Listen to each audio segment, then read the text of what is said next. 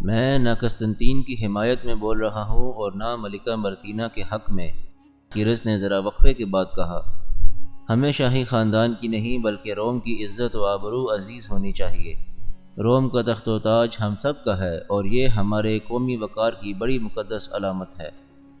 سب سے پہلے کمک کی بات کریں جو مصر بہت جلد چلی جانی چاہیے۔ دلوں سے ذاتی قدورتیں نکال دو۔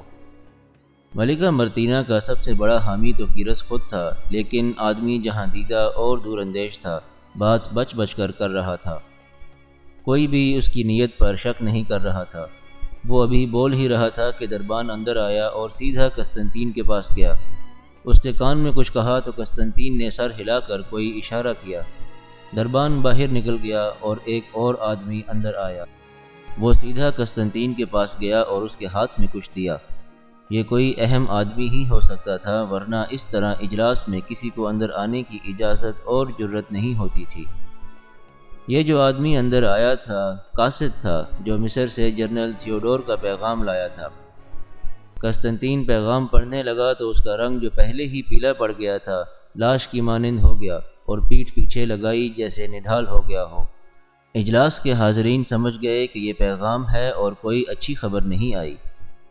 تم لوگ آپس میں لڑتے رہو، قسطنطین نے ایسی آواز میں کہا جو بے جان سی تھی اور اس میں ہلکا سا لرزہ بھی تھا۔ عرب کے بدوؤں نے بیبیلون اور اس کے گرد و نواح کا علاقہ اور جزیرہ روزہ فتح کر لیا ہے۔ جنرل تھیوڈور اور جنرل جارج مسلمانوں کے ساتھ سمجھوتہ کر کے اپنی ساری فوج نکال لائے ہیں۔ کیا تم اب بھی کمک نہیں بھیجو گے؟ مورخ لکھتے ہیں کہ پہلی بار کچھ دیر کے لیے تمام جرنیل اور دیگر حکام متفق ہوئے اور مصر کو کمک بھیجنے کا فیصلہ ہوا۔ قسطنطین کا یہ مشورہ بھی قبول کر لیا گیا کہ کیرس اس کمک کے ساتھ جائے گا۔ بیبیلون کی فتح کا پیغام قسطنطین تک کچھ دیر سے پہنچا تھا۔ وجہ یہ تھی کہ ایک تو فاصلہ بہت ہی زیادہ تھا اور آگے بحیرہ روم تھا، اس کے آگے بزنطیہ تک پھر خشکی تھی، لیکن جرنیل تھیوڈور نے پیغام بھیجا ہی تاخیر سے تھا۔ اسے توقع تھی کہ مصر سے ہی کمک مل جائے گی اور بیبیلون پر فوج کشی کر کے وہ شہر مسلمانوں سے واپس لے لے گا۔ اس کے بعد بزنطیہ پیغام بھیجے گا، لیکن اسے کمک نہ مل سکی کیونکہ مجاہدین اسلام نے کمک کے تمام راستے بند کر رکھے تھے۔ کمک کو کسی اور راستے سے آنا تھا اور اس کے لیے خاصا وقت درکار تھا۔ بہرحال جنرل تھیوڈور نے پیغام بھیج دیا۔ بیبیلون کی شکست دراصل تھیوڈور کی شکست تھی جس پر وہ پردہ ڈالے رکھنا چاہتا تھا، لیکن یہ ممکن نہ تھا۔ اجلاس میں شریک تمام جرنیلوں اور حاکموں پر سناٹا طاری ہو گیا، لیکن فوراً ہی سب کی نظریں قسطنطین کی طرف ہو گئیں، کیونکہ وہ ایسا نڈھال ہو گیا تھا کہ اس کا سر ایک طرف ڈھلک گیا تھا اور شاید غشی میں چلا گیا تھا۔ کیرس اور دو جرنیلوں نے اسے جا کر دیکھا۔ وہ بے ہوش تو نہیں تھا، لیکن اس کی حالت ٹھیک نہیں تھی۔ اسے اندر ہی اندر ایک غم روگ بن کر کھا رہا تھا۔ بیبیلون کی شکست کی خبر آخری دن کا ثابت ہوئی۔ یہ کوئی معمولی صدمہ نہیں تھا۔ قسطنطین کو سہارا دے کر اٹھایا گیا۔ کسی نے دربان سے کہا کہ طبیب کو فوراً ساتھ لے آئے۔ قسطنطین کو اس کے سونے والے کمرے میں لے جا کر لٹا دیا گیا۔ ان غموں اور صدموں نے قسطنطین کو ایسی بیماری میں مبتلا کر دیا کہ وہ بات کرنے کے قابل نہ رہا۔ تخت و تاج کے تنازع کی باتیں اور مصر کو کمک بھیجنے کے ارادے دھرے رہ گئے۔ قرآن پاک کا ہر ایک فرمان ہرقل اور اس کے شاہی خاندان پر پورا اتر رہا تھا۔ ایک آیت میں اللہ تبارک و تعالیٰ کا ارشاد ہے کہ جن لوگوں کے دلوں میں یہ اندیشہ ہے ہی نہیں کہ کبھی ان پر بھی برے دن آئیں گے، ان لوگوں کے اعمال سے نظریں ہٹا لو، اللہ خود ایک گروہ بھیج کر ان کو ان کے اعمال کا بدلہ دے دے گا۔ دین اسلام کے اس دشمن خاندان نے، خصوصاً ہرقل نے، مصر میں فرعونیت رائج کر دی تھی۔ اس نے عیسائیت کے نام پر اپنا مذہب بنا کر نافذ کر دیا تھا اور اسے قتل و غارت کے ذریعے لوگوں سے منوایا تھا۔ مجاہدین اسلام کو یہ خاندان عرب کے گنوار بدو کہتا تھا۔ ہرقل نے کبھی سوچا بھی نہیں ہوگا کہ اس کے خاندان پر برے دن بھی آئیں گے۔ اللہ اس کے اعمال دیکھ رہا تھا اور اب اس کی ذات باری نے ایمان والوں کا ایک گروہ بھیج دیا تھا جو اس خاندان کو اعمال بد کا بدلہ دے رہا تھا۔ ملکہ مرتینہ کو پتہ چلا کہ قسطنطین کو اس بری حالت میں اجلاس سے لائے ہیں تو وہ خود دوڑی اور قسطنطین کے کمرے میں جا پلنگ پر بیٹھی اور 2-3 بار اس کا منہ چوم کر ایسی وارفتگی اور جذباتیت کا اظہار کیا جیسے وہ اس کی سگی ماں ہو۔ اے خدا، مرتینہ نے ہاتھ جوڑ کر آسمان کی طرف کیے اور منہ اوپر کر کے روتی ہوئی آواز میں کہا، میرے بیٹے کو صحت عطا کر دے، میری جان لے لے پر میرے بیٹے کو اچھا بھلا کر دے، میں اسے گھوڑے کی پیٹھ پر دیکھوں اور اس کے چہرے پر جوانی کی چمک دیکھوں۔ طبیب آ گیا اور اس نے مرتینہ کو وہاں سے اٹھا دیا۔ قسطنطین کی نبض دیکھی، پھر اس نے جو معائنہ کرنا تھا کیا اور دوائی تجویز کرنے لگا۔ یہ وہی طبیب تھا جو مرتینہ کے ایما پر ہرکل کو علاج کے پردے میں زہریلی دوائیاں دیتا رہا تھا۔ کان کھول کر سن لو طبیب، مرتینہ نے جذباتی اور کچھ غصیلی آواز میں طبیب سے کہا، میرے بیٹے کو فوراً صحت یاب کرو ورنہ میں تمہیں جلاد کے حوالے کر دوں گی، زندہ رہنے کے لیے چھوڑ نہیں دوں گی۔ اس وقت مجھے اس بیٹے کی زندگی چاہیے۔ کمرے میں جو چند ایک افراد موجود تھے وہ مرتینہ کی یہ وارفتگی دیکھ کر حیران ہو رہے تھے۔ اس کی آنکھوں سے آنسو بہے جا رہے تھے۔ وہ تو قسطنطین کی دشمن تھی اور چاہتی ہی یہی تھی کہ قسطنطین کو موت اٹھا لے اور اس کا بیٹا ہرکلیوناس تخت پر جلوہ افروز ہو۔ طبیب نے اپنا تھیلا کھولا اور ایک دو دوائیاں نکال کر جس طرح قسطنطین کو دینی تھی اس طرح دیں اور کچھ دوائیاں وہیں چھوڑیں کہ وقفے وقفے سے مریض کو دینی ہیں۔ وہ جانے کے لیے اٹھا، قسطنطین کو تسلی دی کہ وہ جلدی سنبھل جائے گا اور باہر نکل گیا۔ اس کے نکل جانے کے فوراً بعد مرتینہ یہ کہتی ہوئی باہر نکل گئی کہ میں اس طبیب کو ایک بار پھر خبردار کر دوں کہ توجہ سے علاج کرے ورنہ میں اسے زندہ نہیں چھوڑوں گی۔ طبیب آہستہ آہستہ جا رہا تھا اور بار بار پیچھے مڑ مڑ کر دیکھ رہا تھا، جیسے اسے توقع تھی کہ مرتینہ اس کے پیچھے آئے گی۔ مرتینہ اسے نظر آ گئی۔ طبیب نے اسے دیکھا تو مرتینہ نے آنکھوں سے کچھ اشارہ کیا اور طبیب اس طرف مڑ گیا جس طرف مرتینہ کا شاہانہ کمرہ تھا۔ پہلے طبیب اس کمرے میں داخل ہوا، پھر مرتینہ کمرے میں گئی اور دروازہ اندر سے بند کر دیا۔ کیا دے کر آئے ہو؟ مرتینہ نے طبیب سے پوچھا۔ کیا یہ جلدی صحت یاب ہو جائے گا یا نہیں؟ طبیب نے ہونٹوں پر تبسم لا کر کہا اور دائیں بائیں سر ہلا کر کہا، روگ نامراد ہے، جگر بری طرح متاثر معلوم ہوتا ہے، بڑی ہی محنت سے ٹھیک ہو سکتا ہے لیکن امید کچھ زیادہ نہیں۔ مرتینہ کو اپنے بازوؤں میں لے کر اور اپنا ایک گال مرتینہ کے منہ سے لگا کر پوچھا، تم بتاؤ تم کیا چاہتی ہو؟ کیا تم خود نہیں جانتے؟ مرتینہ نے کہا، میں وہی چاہتی ہوں جو ہرکل کی بیماری میں چاہا تھا، اس کا بھی وہی علاج کرو، اسے جلدی اس کے باپ کے پاس پہنچا دو، اگلے جہان میں باپ اسے تخت پر بٹھائے گا۔ آج تو میں نے ٹھیک دوائی دی ہے، طبیب نے کہا، کل سے اس کا وہی علاج شروع کر دوں گا جو اس کے باپ کا کیا تھا۔ لیکن جلدی، مرتینہ نے کہا۔ اتنی جلدی بھی نہیں کہ ہم پکڑے جائیں، طبیب نے کہا، کچھ دن گزرنے دو، اگر جلدی کی تو شک پیدا ہو سکتا ہے۔ تمہاری خواہش پوری کر دوں گا لیکن ذرا سنبھل کر یہ کام کرنے دو۔ ملکہ مرتینہ نے اسے سونے کے 2 ٹکڑے دیے۔ یہ تو کافی نہیں، طبیب نے ہاتھ میں لیے ہوئے سونے کے دونوں ٹکڑوں کو دیکھتے ہوئے کہا، تم جانتی ہو میرا اور کیا انعام ہے؟ وہ بھی مل جائے گا، مرتینہ نے ہونٹوں پر شیطانی مسکراہٹ لا کر کہا، رات کو پہلے سے زیادہ خوبصورت انعام بھیجوں گی۔ مستند مورخین نے لکھا ہے کہ یہ طبیب 7-8 دن قسطنطین کا علاج کرتا رہا، خود آ کر اسے دوائیاں اور ہدایات دیتا رہا اور ساتھ یہ تسلیاں بھی کہ وہ جلد صحت یاب ہو جائے گا۔ علاج کا تو نام ہی تھا۔ یہ طبیب قسطنطین کے جسم سے آہستہ آہستہ جان نکال رہا تھا۔ ایک روز طبیب نے دوائیاں دیں تو مرتینہ بھی وہاں موجود تھی اور ہر روز کی طرح طبیب کو قتل کروا دینے کی دھمکیاں دے رہی تھی۔ طبیب یوں دبکا ہوا مرغوبیت کی حالت میں سر جھکائے ہوئے تھا جیسے وہ خوفزدگی کی حالت میں ہو۔ میں شاید صحت یاب نہ ہو سکوں، قسطنطین نے نحیف آواز میں کہا، میرا روگ جسمانی نہیں، میرے دل نے جو زخم کھائے ہیں ان کا کوئی علاج نہیں۔ مرتینہ اس کے اوپر جیسے گر ہی پڑی ہو، غم سے نڈھال اور بے حد جذباتی ہو کر قسطنطین کا منہ چومنے لگی۔ یوں نہ کہو بیٹا، مرتینہ نے آنکھوں میں آنسو لا کر کہا، میرا جگر اس طرح نہ کاٹو، میں تمہارے لیے اپنی جان دے دوں گی۔ طبیب قسطنطین کو یقین دلا رہا تھا کہ وہ بالکل صحیح طور پر صحت یاب ہو جائے گا اور اپنے دل پر مایوسی کا بوجھ نہ ڈالے۔ قسطنطین کے لیے اگر کوئی دلی اور روحانی طور پر غمگین تھا تو وہ اس کا جوان سال بیٹا کونستانس تھا۔ وہ جانتا تھا کہ اس کا باپ غم میں گھل رہا ہے اور یہ غم اسے لے ہی بیٹھے گا۔ ہرقل نے جس طرح قسطنطین کو تعلیم و تربیت دی تھی، اسی طرح قسطنطین نے کونسٹانس کو تعلیم بھی دلائی اور فن حرب و ضرب کا ماہر بھی بنایا، سلطنت کے نشیب و فراز سمجھنے کے قابل بھی بنا دیا تھا۔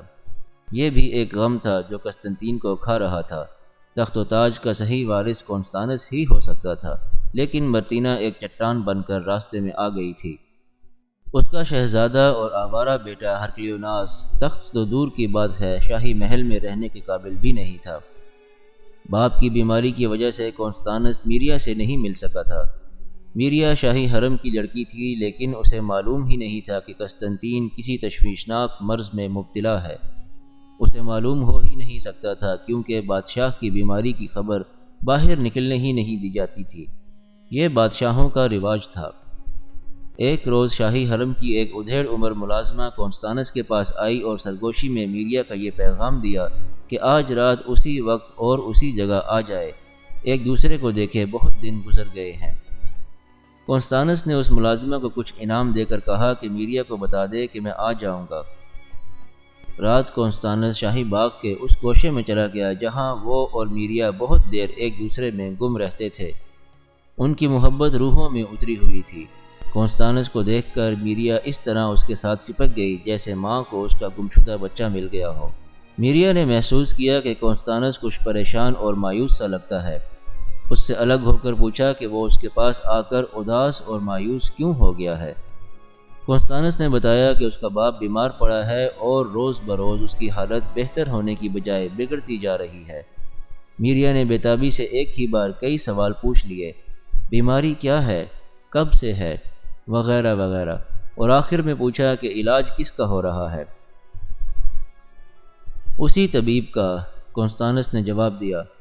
اسے تم جانتی ہو جس نے میرے دادا ہرقل کا علاج کیا تھا؟ نہیں، میریا نے تڑپ کر اور کونسٹانس کے کندھے جھنجھوڑ کر کہا، اس طبیب کو فوراً ہٹا دو اور دوسرے کسی طبیب کا علاج کرواؤ۔ تم نے پہلے میری بات پر یقین نہیں کیا تھا اور ٹال گئے تھے۔ یہ طبیب جب شاہ ہرقل کا علاج کر رہا تھا تو میں نے تمہیں بتایا تھا کہ وہ شاہ ہرقل کو غلط دوائیاں دے رہا ہے اور شاید یہ دوائیاں زہریلی بھی ہیں۔ میں آج بھی یقین سے کہتی ہوں کہ شاہ ہرقل کو اس طبیب نے زہریلی دوائیاں دے دے کر مار ڈالا تھا۔ اب وہ تمہارے باپ کو بھی ایسی ہی دوائیوں سے مار ڈالے گا۔ یہ ملکہ مرتینہ کی سازش ہے۔ تمہارے باپ کو مروا کر وہ اپنے بیٹے کو تخت پر بٹھائے گی۔ تمہارا باپ ہی تو اس کے راستے کی آخری رکاوٹ ہے۔ کونسٹانس اب بھی میریا کی اس بات پر دھیان نہیں دے رہا تھا، لیکن میریا کے دل میں کونسٹانس کی جو محبت تھی، اس نے اس کی زبان سے ایسی باتیں کہلوائیں اور ایسی بےتابی کا اظہار کروایا کہ کونسٹانس مان گیا۔ اگلی صبح کونسٹانس نے اپنے باپ قسطنطین سے کہا کہ وہ اس طبیب کو بدلنا چاہتا ہے۔ اس نے باپ کو کوئی اور بات نہ بتائی۔ میریا کا شک بلکہ یقین اپنے باپ کے کانوں تک پہنچنے ہی نہ دیا۔ اس نے غالباً سوچا ہوگا کہ یہ میریا کا صرف وہم یا شک ہی ہو سکتا ہے۔ اگر قسطنطین نہ مانا تو پھر اسے بتایا جائے گا کہ کونسٹانس کس شک کی بنا پر طبیب کو بدل رہا ہے۔ قسطنطین اپنی صحت سے مایوس ہو چکا تھا۔ اس نے بیٹے کو اجازت دے دی کہ وہ طبیب کو بدل دے، شاید دوسرا طبیب بہتر ثابت ہو۔ کونسٹانس اسی وقت خود گیا اور دوسرے شاہی طبیب کو لے آیا اور پہلے طبیب کو پیغام بھیجا کہ وہ اب علاج کے لیے نہ آیا کرے۔ نئے طبیب نے 2 یا 3 روز دوائیاں دیں، لیکن قسطنطین سنبھل نہ سکا۔ ذرا سا بھی افاقہ نہ ہوا، بلکہ مرض بڑھتا ہی گیا۔ ایک روز کونسٹانس نے نئے طبیب سے پوچھا کہ صحت یابی کی کچھ توقع ہے بھی یا نہیں۔ طبیب نے کہا کہ وہ اپنی تشخیص کسی کو بتانا نہیں چاہتا تھا، لیکن اب بتا دینا ہی بہتر سمجھتا ہے۔ اس نے کہا کہ یہ حالت کسی زہر سے یا غلطی سے کوئی زہریلی چیز کھا لینے سے ہی ہوتی ہے۔ طبیب کی اس تشخیص سے کونسٹانس کو میریا کی باتیں صحیح معلوم ہونے لگیں۔ طبیب نے کہا کہ وہ پوری کوشش کر رہا ہے کہ اس زہر کا اثر زائل ہو جائے۔ نیا طبیب اپنا پورا تجربہ استعمال کرتا اور دوائیاں دیتا رہا اور کبھی پورا دن قسطنطین کے کمرے میں موجود رہا، مگر ایک روز قسطنطین کی حالت ایسی بگڑی کہ نزع کا عالم طاری ہو گیا اور وہ مر گیا۔ کسی بھی مورخ نے اس کی موت کی صحیح تاریخ نہیں لکھی، صرف یہ لکھا ہے کہ قسطنطین اپنے باپ ہرقل کی موت کے پورے 100 دن بعد مرا تھا۔ ان حالات میں جب روم کی فوج پھر محاذ سے پسپا ہوتی چلی آ رہی تھی اور علاقوں پر علاقے مسلمانوں کے قبضے میں آتے جا رہے تھے، قسطنطین کی موت اہل روم کے لیے دوسرا بڑا صدمہ تھا۔ وہ ابھی ہرقل کی موت کے صدمے سے سنبھل نہ پائے تھے۔ قسطنطین اپنے شاہی خاندان کا کوئی عام سفر نہ تھا۔ محل کے اندر کی سازشیں یا سیاست جو کچھ بھی تھا، لوگ بہرحال قسطنطین کو ہرقل کا صحیح جانشین اور اسی کے پائے کا جرنیل سمجھتے تھے۔ اس کی موت کی خبر بڑی تیزی سے بزنطیہ میں پھیل گئی۔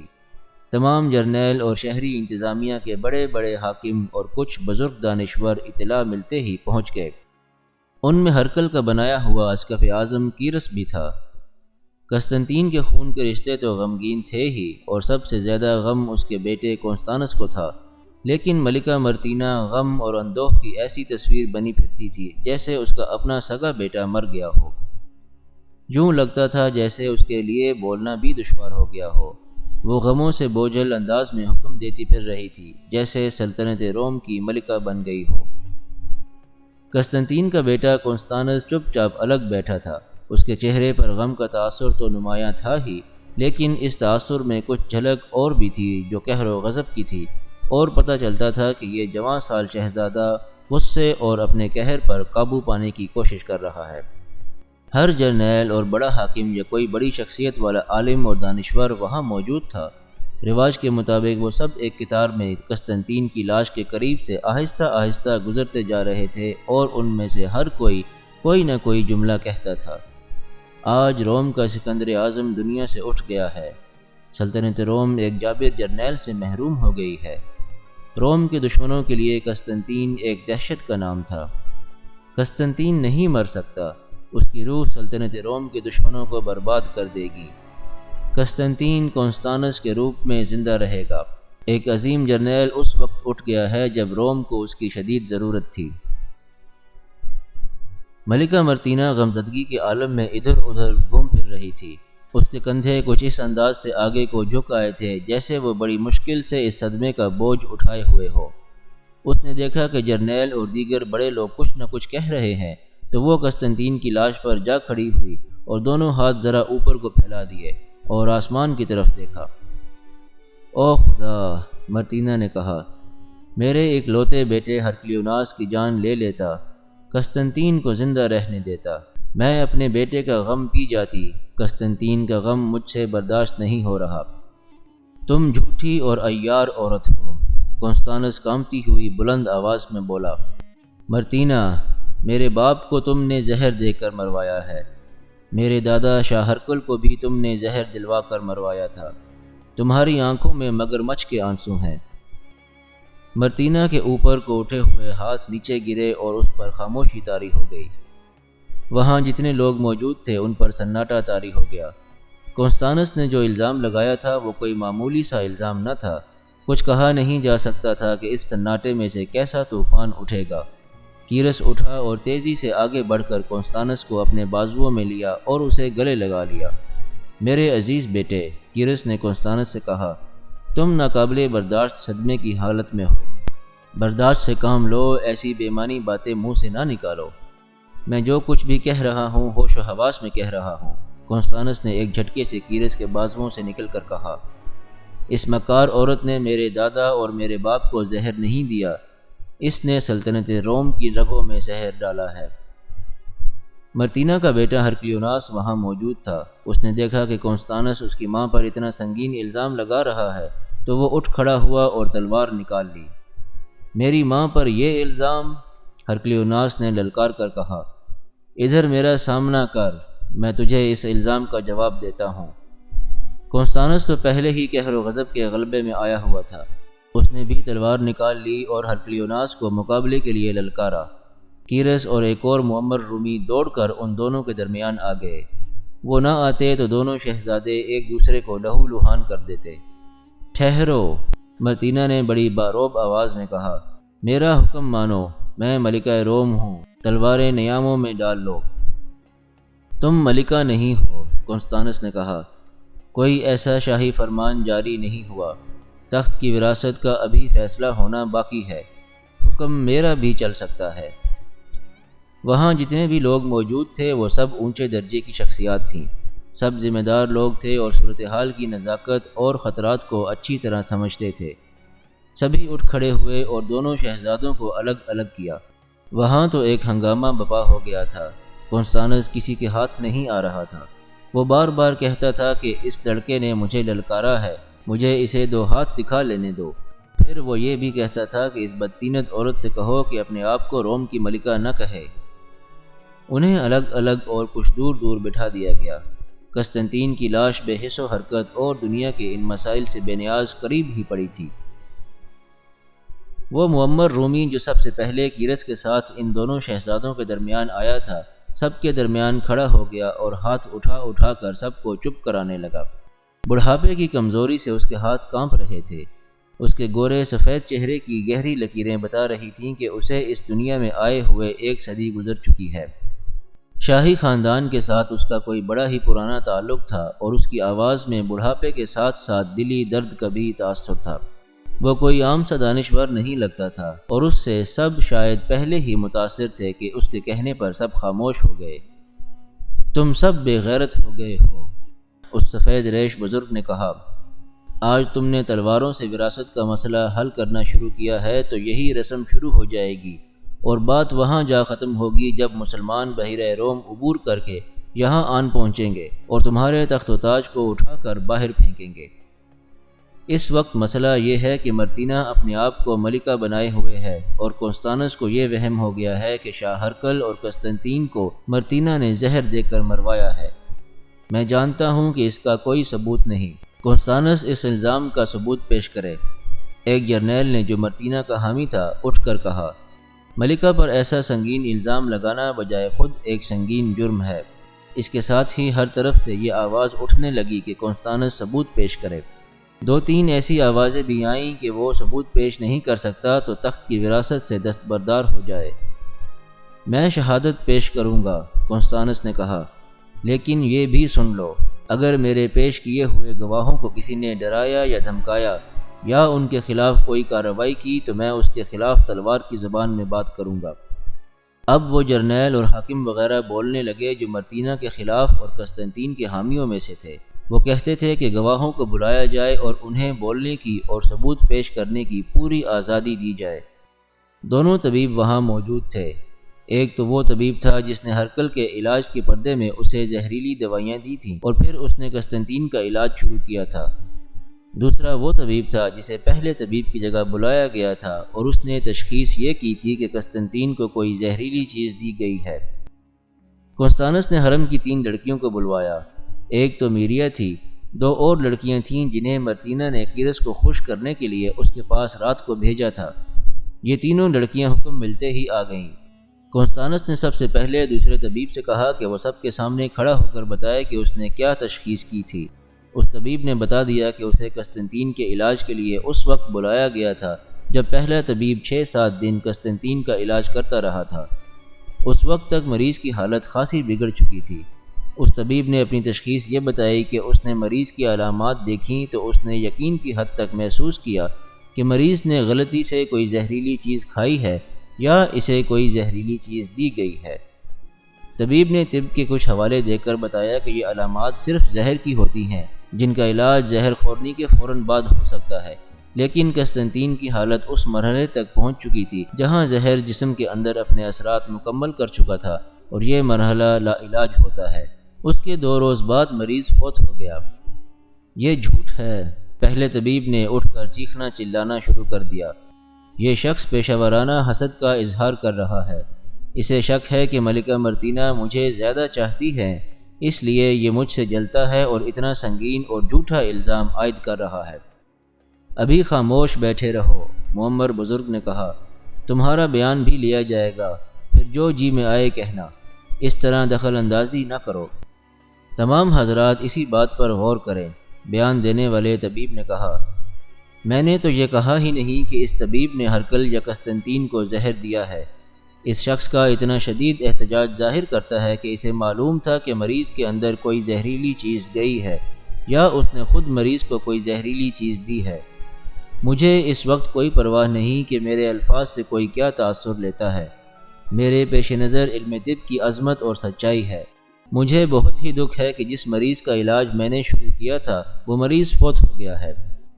وہاں جو لوگ موجود تھے ان میں پہلے طبیب کے متعلق خسر شروع ہو گئی۔ دوسرے طبیب کا بیان تو ختم ہو گیا تھا، لیکن اس نے یہ کہہ کر اپنا بیان ختم کیا کہ اس شہر میں ایک سے بڑھ کر ایک قابل اور تجربہ کار طبیب موجود ہے، انہیں بلا کر لاش دکھائی جائے۔ لاش کا رنگ بتا رہا ہے کہ مرنے والے کو زہر دیا گیا تھا۔ اب تو ان لوگوں میں جو وہاں موجود تھے اچھی خاصی بے چینی نظر آنے لگی تھی۔ کنستانس نے میریا کو آگے بلایا۔ دل سے سب خوف اور خطرے نکال دو میریا، کنستانس نے کہا۔ آج یہاں کوئی بادشاہ اور کوئی ملکہ نہیں، یہ جو ہمارے بزرگ یہاں بیٹھے ہیں آج ان کی حکومت ہے اور ہر فیصلے کا اختیار ان کے پاس ہے۔ تم نے مجھے اس طبیب کی جو باتیں بتائی تھیں وہ ساری کی ساری ان سب بزرگوں کو سنا دو۔ میریا نے اس پہلے طبیب کے متعلق جس نے ہرکل کا علاج کیا تھا ساری بات سنا ڈالی۔ تفصیلی باتیں اور چھوٹی چھوٹی باتیں بتا کر میریا نے سب پر کم از کم یہ ثابت کر دیا کہ اسے مرتینہ نے طبیب کے پاس ایک انعام یا رشوت کے طور پر بھیجا تھا۔ میریا کا بیان سن کر سب میں خسر پہلے سے زیادہ اور ذرا بلند ہو گئی۔ وہ یقیناً سوچ رہے ہوں گے کہ مرتینہ نے طبیب کو اتنا خوبصورت انعام دیا ہی کیوں تھا۔ میریا تو شاہ ہرکل کے حرم کی لڑکی تھی۔ اس کے بعد حرم کی دوسری دو لڑکیوں میں سے ایک نے بیان دیا۔ یہ لڑکی بھی میریا جیسی ہی حسین اور بلا کی دلکش تھی۔ اس نے بتایا کہ قسطنطین کی بیماری کے دوران جب یہی طبیب اس کا علاج کر رہا تھا تو مرتینہ نے اس لڑکی کو طبیب کے گھر ایک رات کے لیے بھیجا تھا۔ ایسا ہی بیان دوسری لڑکی نے بھی دیا، اسے بھی طبیب کے ہاں ایک رات کے لیے بھیجا گیا تھا۔ ملکہ مرتینہ، معمر بزرگ رومی نے اٹھ کر کہا، کیا میں آپ سے اس سوال کے صحیح جواب کی توقع رکھ سکتا ہوں کہ آپ نے ان تینوں لڑکیوں کو طبیب کے ہاں کیوں بھیجا تھا؟ میں انکار نہیں کر رہی، مرتینہ نے جواب دیا۔ پہلے میں طبیب کو صرف اس لیے خوش رکھنا چاہتی تھی کہ یہ شاہ ہرکل کا علاج پوری دلچسپی اور محنت سے کرے۔ پھر میں قسطنطین کی بیماری سے اتنی پریشان ہوئی کہ طبیب کو ایک بار پھر خوش کرنے کی ضرورت محسوس ہوئی۔ شاہ ہرکل بھی مر گیا اور قسطنطین بھی زندہ نہ رہ سکا۔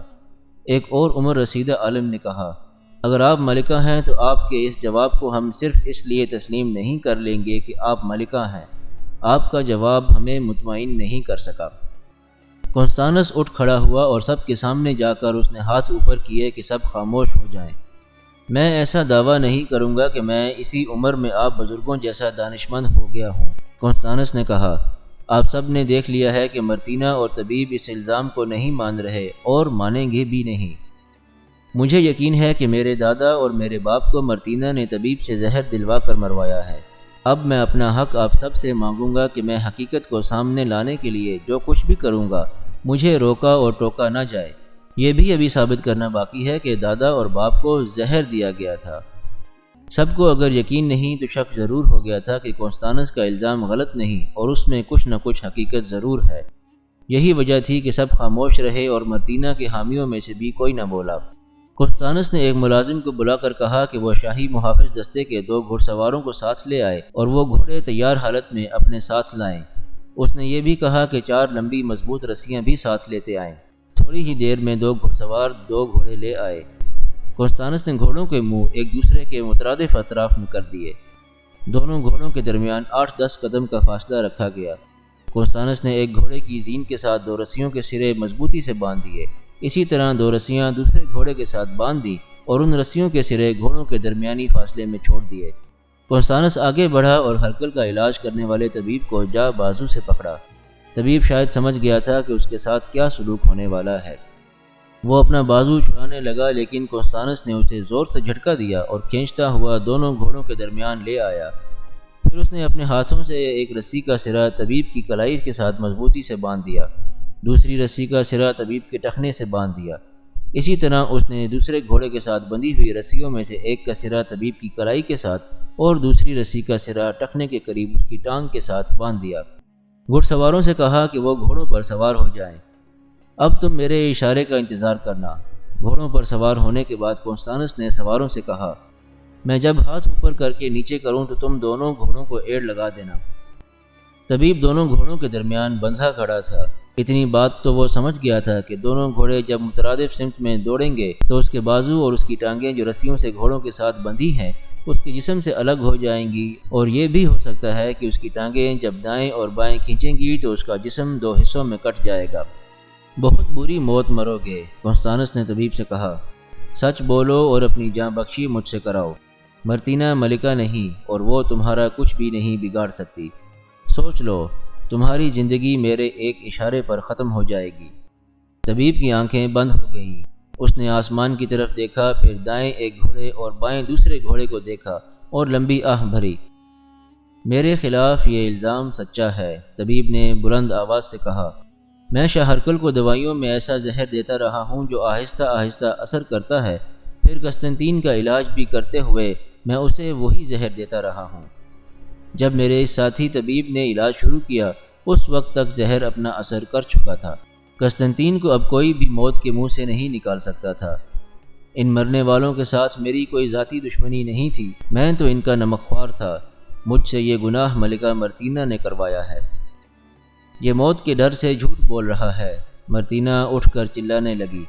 یہ میرے خلاف سازش ہے، یہ نہیں چاہتے کہ میں ملکہ بنوں۔ وہ ابھی بول رہی تھی کہ وہاں شور و غل بپا ہو گیا۔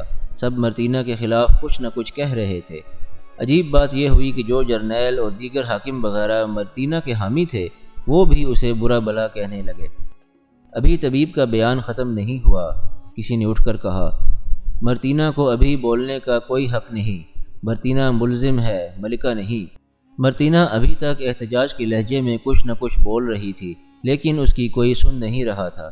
آخر اسے چپ کرا دیا گیا اور طبیب سے کہا گیا کہ وہ اپنی بات پوری کرے۔ مجھ سے یہ گناہ ملکہ مرتینہ نے کروایا ہے، طبیب نے کہا۔ یہ بھی سچ ہے کہ ملکہ میرے پاس حرم کی لڑکیاں انعام کے طور پر بھیجا کرتی تھی۔ یہ مجھے سونے کے ٹکڑے بھی دیا کرتی تھی جو میرے گھر میں رکھے ہوئے ہیں۔ اور اب میں ایک ایسی بات کہنے لگا ہوں جو شاید کئی ایک کو جھوٹی لگے، لیکن میں جو سچ بولنے پر آ گیا ہوں تو ذرا سا بھی جھوٹ نہیں بولوں گا۔ ملکہ مرتینہ خود ملکہ بننا چاہتی تھی یا اپنے بیٹے کو تخت پر بٹھانے کا ارادہ رکھتی تھی؟ اس کے دل اور دماغ پر تخت و تاج اس قدر سوار تھے کہ یہ ایک عام عورت کی طرح اپنا آپ میرے حوالے کر دیا کرتی تھی، اور میں اس کے جسم سے پورا لطف اندوز ہوتا تھا۔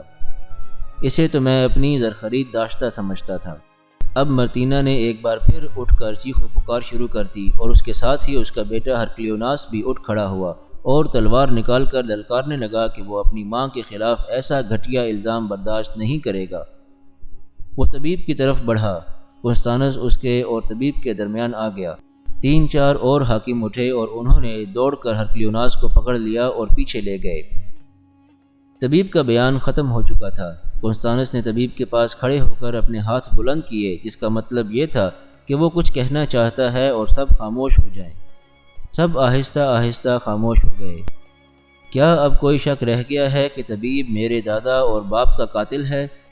کونستانس نے پوچھا اور کہا۔ میرے سوال کا جواب دو۔ کوئی شک نہیں رہ گیا، بہت سی آوازیں سنائی دیں۔ طبیب قاتل ہے۔ کیا مجھے حق حاصل نہیں کہ میں خون کے بدلے خون لوں؟ کونستانس نے پوچھا۔ اس کی تائید اور حمایت میں کئی آوازیں اٹھیں۔ یہ طبیب اکیلا قاتل نہیں، کونستانس نے کہا۔ اس نے لالچ میں آ کر یہ گناہ کیا ہے۔